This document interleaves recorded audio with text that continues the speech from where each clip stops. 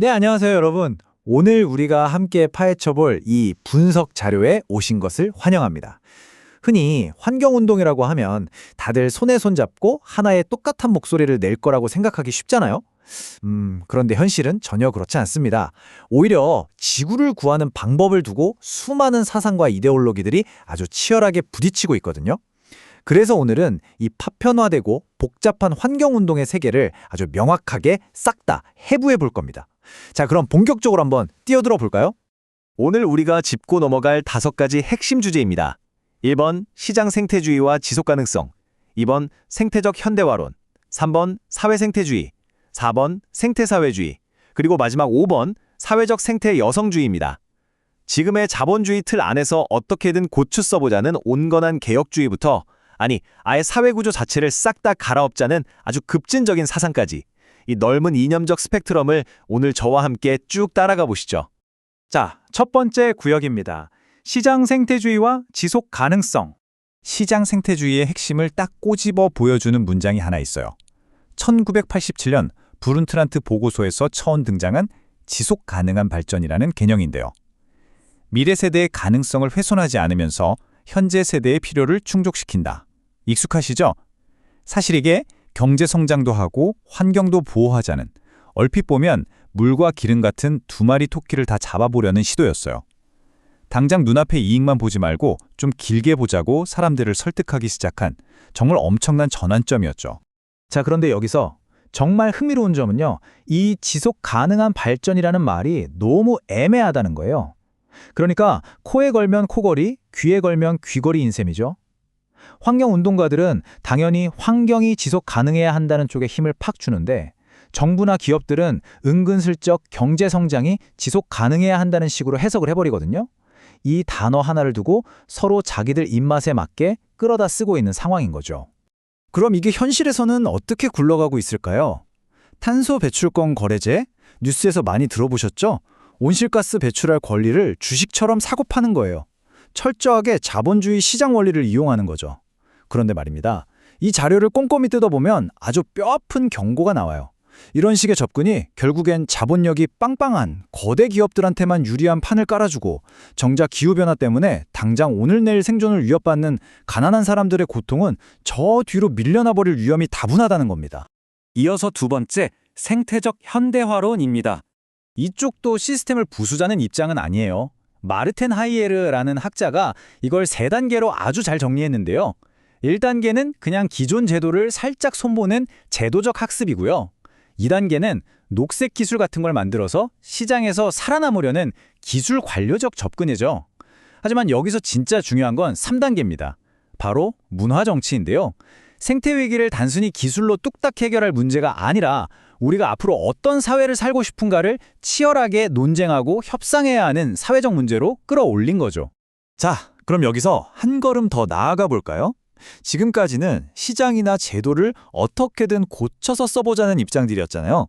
그런데 아예 발상을 전환해서 질문을 하나 던져보는 거죠. 만약 우리가 고치려는 이 시스템 그 자체가 문제라면 어떨까요?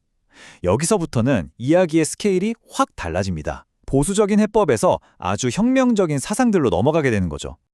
그렇게 등장한 세 번째 사상, 바로 위계철폐를 부르짖는 사회 생태주의입니다. 머레이 북친이라는 사상가가 한 이 말을 한번 보세요. 인간의 자연 지배는 인간의 인간 지배에서 비롯되었다. 와, 정말 통찰력 있지 않나요? 북친은 생태계 위기가 단순히 나무가 베어지고 강이 오염되는 문제가 아니라고 봤어요. 인간이 다른 인간을 짓누르고 억압하는 그 수직적인 위계 질서가 뼛속까지 박혀 있기 때문에 결국 자연마저도 내 맘대로 지배하고 착취하게 됐다는 겁니다. 윤리가 무너지고 자유가 사라진 게 진짜 원인이라는 거죠. 그래서 북친은 참여적 진화라는 좀 독특한 개념을 꺼냅니다. 진화가 생물학적인 1차 자연에서 시작해서 우리의 언어나 기술 같은 2차 자연으로 이어지고, 최종 목적지는 3차 자연이라는 거예요. 이 3차 자연이 뭐냐면요, 모든 위계와 억압이 싹 다 사라진, 인간과 자연이 진정으로 자유롭게 어우러지는 대안적인 생태사회를 말합니다. 일종의 유토피아죠. 그럼 이걸 어떻게 만들 거냐?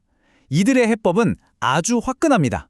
기존의 국가 권력이나 정치인들 믿지 말라는 거예요. 대신 고대 그리스의 폴리스처럼 작은 마을 단위에서 주민들이 직접 결정하는 직접 민주주의를 해야 한다고 주장합니다. 경제도 이윤을 남기는 시장 경제가 아니라 각자 능력껏 일하고 딱 필요한 만큼만 쓰는 도덕 경제를 만들어야 생태계를 살릴 수 있다고 단언합니다. 네 번째 구역, 생태사회주의로 넘어갑니다. 물질대사의 근열을 치유하자는 사상이죠. 이들은 자본주의가 자연을 착취한다고 비판하면서도 옛날 사회주의 국가들이 경제 성장하겠다고 자연을 파괴했던 흑역사도 아주 따끔하게 비판합니다.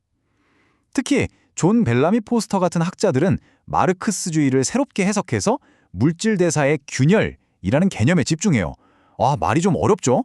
쉽게 말해서 자본주의가 자연이 회복할 틈도 안 주고 단물만 쪽쪽 빨아먹다 보니까 자연과 인간 사회가 서로 건강하게 주고받아야 할 생태력 리듬, 즉 물질대사가 완전히 박살나버렸다는 뜻입니다.